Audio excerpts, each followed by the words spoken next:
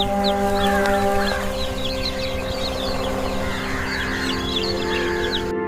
गांव में एक सुंदर और समझदार लड़की रहती थी जिसका नाम सीता था। लेकिन उसकी जिंदगी में बहुत दुख और तकलीफें थीं। बचपन में ही उसकी माँ का देहांत हो गया था और उसकी सौतेली माँ रमणी के अत्याचारों के बीच किसी तरह उसका जीवन कट रहा था।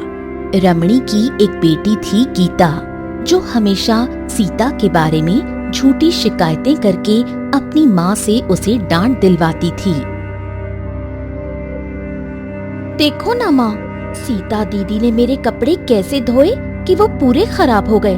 वही कपड़े मैं मेले में पहनकर जाने वाली थी, अब मैं क्या पहनूं? अरे कलमोही, पैदा होते ही अपनी माँ को खा गई, अब हमें भी चैन से जीने नहीं देती।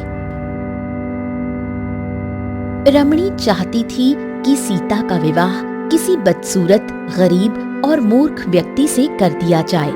एक बार उसने ऐसे ही एक आदमी को सीता के लिए विवाह प्रस्ताव भेजा, लेकिन वो प्रस्ताव गलती से एक अच्छे धनवान इंसान तक पहुंच गया। उसने लड़की को देखने का वादा किया और घर आने की बात कही। हाँ तो ठीक है, हम लड़की देखने बहुत ही जल्द आपके घर आएंगे। ये जानकर कि प्रस्ताव में गड़बड़ी हो गई है, रमणी ने अपनी बेटी गीता को सजाकर तैयार कर दिया।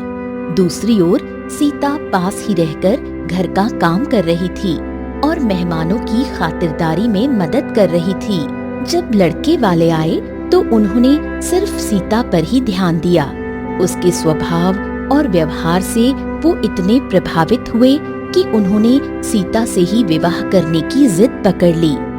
मैं आपकी बेटी गीता से नहीं बल्कि सीता से विवाह करूंगा। रमणी ने सीता के बारे में झूठी और गलत बातें बताईं। ये तो अपशकुनी है, लेकिन होने वाले दामाद अपनी बात पर अड़े रहे। देखिए, आप कुछ भी कहें, विवाह तो मैं सिर्फ और सिर्फ सीता से ही करूंगा। मजबूरी में रमणी ने कहा कि वो सोचकर बाद में बताएगी। ठीक है, हम इस बारे में सोचकर बताएंगे।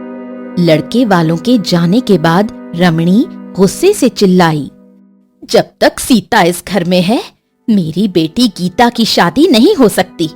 इसे अपनी सुंदरता पर बहुत घमंड है। आज रात मैं इस पर गर्म तेल डालकर इसकी सुंदरता नष्ट कर दूंगी। ये सुनकर गीता खुशी से बोली, माँ, अगर आप ऐसा करेंगी तो मैं दीदी से भी ज्यादा सुंदर हो जाऊंगी। सीता ये सुनकर घबरा गई और रात होते ही जंगल की ओर भाग निकली।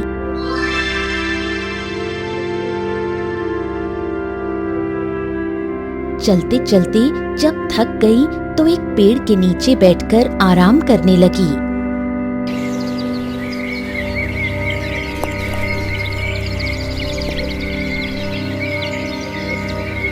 सुबह जब वो उठी तो उसने देखा कि एक बदसूरत सा आदमी उसे पहरा देते हुए खड़ा है। हे सुंदर बालिका, तुम इतनी रात में इस गहरे जंगल में क्या कर रही थी?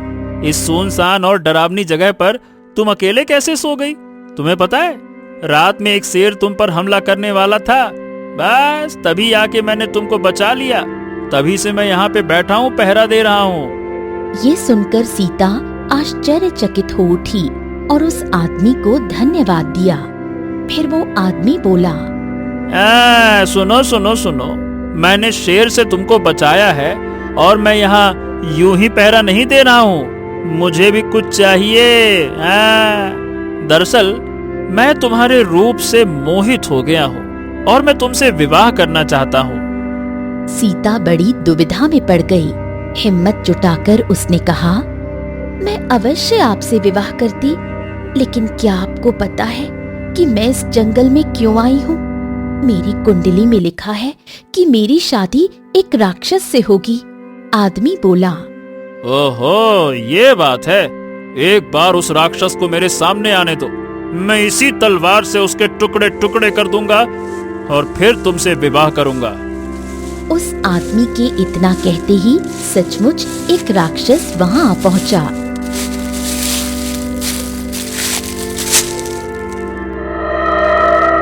और उसे देखते ही सीता चीखकर बेहोश हो गई। आदमी डरकर बोला, अब मेरे इतने भी बुरे दिन नहीं आए कि मुझे किसी राक्षस से लड़ना पड़े। भागो रे भागो, भागो। राक्षस ने पास जाकर सीता पर पानी के छींटे मारे और उसे होश में लेकर आया। तुम मुझसे इतना डर क्यों रही हो?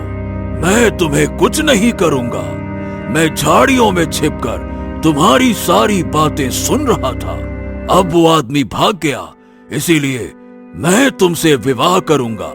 जीवन भर तुम्हारी सेवा करूंगा और तुम्हें सुखी रखूंगा।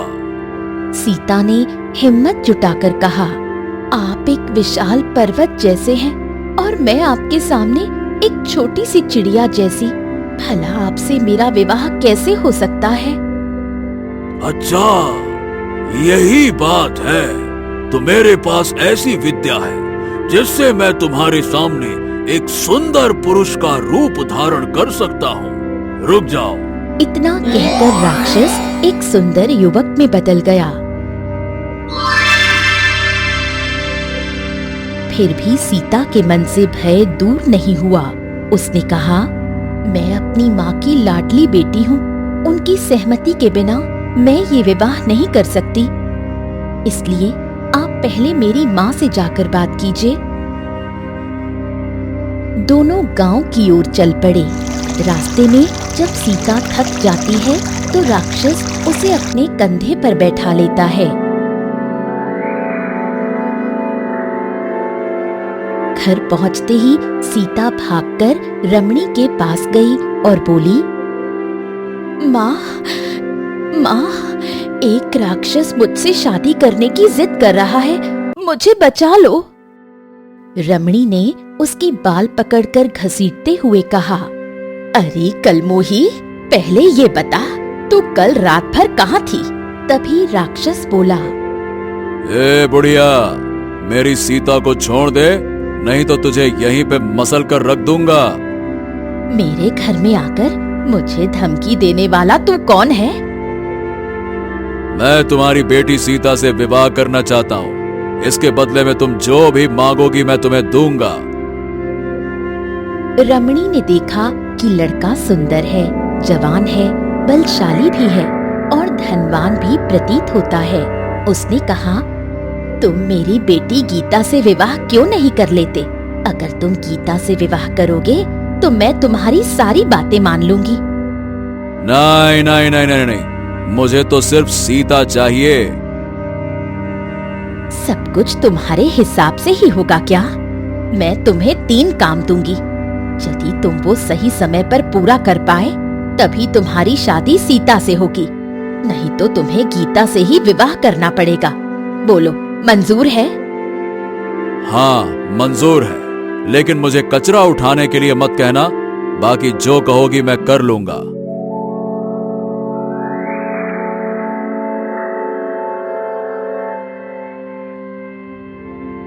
रमणी ने उसे एक बड़ा घड़ा देकर कहा, कुएं से पानी निकालकर इसे 1 घंटे के भीतर भर दो, वरना तुम हार जाओगे। रमणी मन ही मन खुश हुई, क्योंकि इस घड़े को भरने में 1.5 घंटा लगता था। राक्षस ने घड़े को कुएं में डुबोकर एक ही बार में पूरा भर दिया। ओहो, अब इसे घर के अंदर रखूं या बाहर? हाँ। फिर रमणी बोली, ठीक है, अब दूसरा काम करो। पूरे घर में सामान बिखरा पड़ा है, उसे सही जगह पर सजा दो। और हाँ, ये काम तुम्हें 1 मिनट के भीतर करना होगा। ठीक है, तुम बाहर रुको, मेरे बुलाने पर अंदर आना। 1 मिनट बाद जब रमणी, गीता और सीता ने अंदर देखा तो घर एकदम नया जैसा लग रहा था। कोने में थोड़ा कचरा पड़ा था। अरे, तुमने तो ये कचरा यहीं छोड़ दिया, अब इसे कौन साफ करेगा? कचरा उठाओ, वरना तुम हार जाओगे। मैंने पहले ही कहा था, मैं कचरा नहीं उठाऊंगा। असल में तो तुम माँ बेटी ही इस घर का असली कचरा हो। हाँ।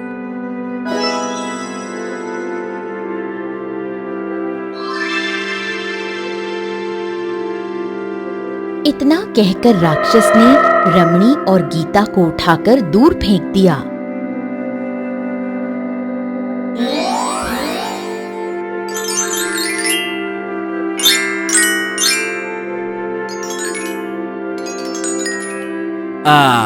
मैंने इन्हें ऐसी जगह फेंका है कि ये कभी वापस ही नहीं आएंगी।